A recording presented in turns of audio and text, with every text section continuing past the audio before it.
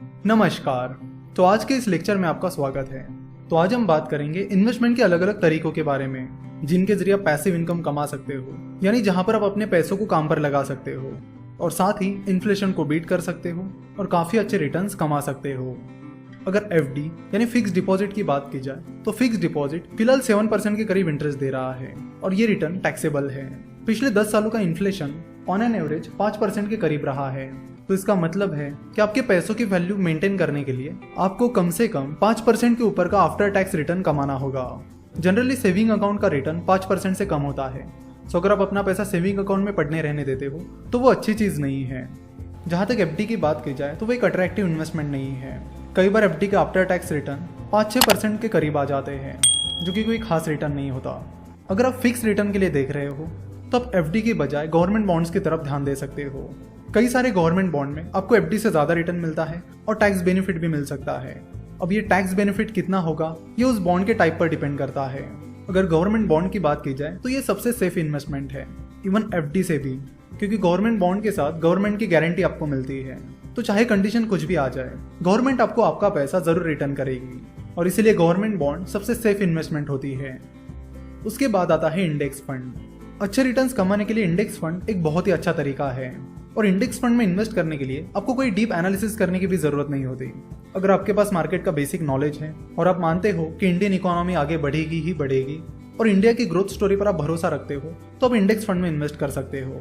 अगर पिछले 10 साल की बात की जाए तो सेंसेक्स ने पिछले 10 सालों में 16% कंपाउंडेड सालाना रिटर्न दिया है, जो कि एक बहुत ही अच्छा रिटर्न है और उतना रिटर्न तो कई सारे एक्टिव म्यूचुअल फंड्स भी नहीं दे पाए हैं। जब आप किसी इंडेक्स फंड में इन्वेस्ट करते हो, जैसे कि सेंसेक्स इंडेक्स फंड में या निफ्टी इंडेक्स फंड में, तो आपका पैसा उस इंडेक्स में जो कंपनीज हैं उनमें उनके वेटेज के अनुसार इन्वेस्ट किया जाता है। तो अगर आपने सेंसेक्स इंडेक्स फंड में इन्वेस्ट किया है तो आपको उतना रिटर्न मिलेगा जितना सेंसेक्स ने रिटर्न दिया है। कभी कभी थोड़ा बहुत ट्रैकिंग एरर आ जाता है।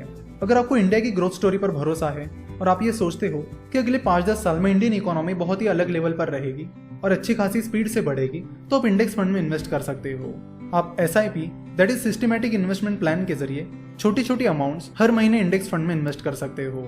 उसके बाद आता है म्यूचुअल फंड। इंडिया में इक्विटी म्यूचुअल फंड्स काफी पॉपुलर है। बहुत सारे लोग एक्टिव इक्विटी म्यूचुअल फंड में इन्वेस्ट करते हैं। म्यूचुअल फंड में एक फंड मैनेजर आपका पैसा मैनेज करता है।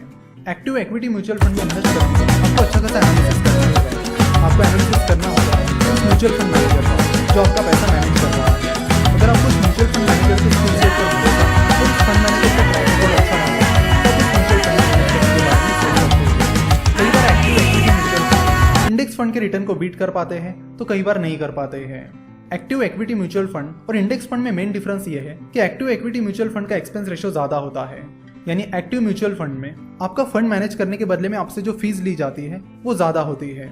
वही इंडेक्स फंड में एक्सपेंस रेशियो बहुत ही कम होता है, निग्लिजिबल होता है। जाने माने इन्वेस्टर मिस्टर वॉरेन बफेट कहते हैं कि कई बार mutual fund managers index funds को बीट नहीं कर पाते हैं और तब भी उनकी मैनेजमेंट फी ज्यादा होती है। सो बेहतर है कि आप इंडेक्स फंड में इन्वेस्ट करिए जहां पे मैनेजमेंट फी बहुत ही कम है। उसके बाद हम बात करेंगे हेज फंड की। हेज फंड बहुत ही अग्रेसिवली इन्वेस्टमेंट करते हैं। म्यूचुअल फंड मैनेजर जो इन्वेस्टमेंट करते हैं वो ज्यादा अग्रेसिव नहीं होती। वही हेज फंड में जो इन्वेस्टमेंट होती है वो काफी अग्रेसिव होती है, जिसके लिए कई बार वो डेरिवेटिव्स मार्केट में भी इन्वेस्ट करते हैं। जैसे कि हमने देखा कि म्यूचुअल फंड में 500 रुपए से भी शुरुआत कर सकते हो, लेकिन हेज फंड में वैसा नहीं होता। हेज फंड में इन्वेस्ट करने के लिए आपकी नेटवर्थ काफी हेज फंड में वैसा नहीं होता। हेज फंड में इन्वेस्ट करने के लिए आपकी नेटवर्थ काफी हाई होनी चाहिए। अगर आपकी नेटवर्थ अच्छी खासी है तो ही आप हेज फंड में इन्वेस्ट कर पाओगे। वैसे इंडिया में हेज फंड पॉपुलर नहीं है। वही यूएस की बात की जाए तो यूएस में हेज फंड काफी ज्यादा पॉपुलर है। वहां पर तो हेज फंड को मैनेज करने वाले हेज फंड मैनेजर्स ही बिलियनियर्स है। यूएस में हाई नेटवर्थ इन्वेस्टर्स भी बहुत ज्यादा है और वहां पर कई सारे अच्छे हेज फंड्स हैं, जिसकी वजह से हाई नेटवर्थ इन्वेस्टर्स उन हेज फंड में इन्वेस्ट करना पसंद करते हैं। तो यहाँ तक हमने जो इन्वेस्टमेंट के तरीके देखे हैं वो ऐसे तरीके हैं जिनमें आपको खुद को ज्यादा कुछ नहीं करना होता। आपको बस अपना पैसा इन्वेस्ट करना होता है।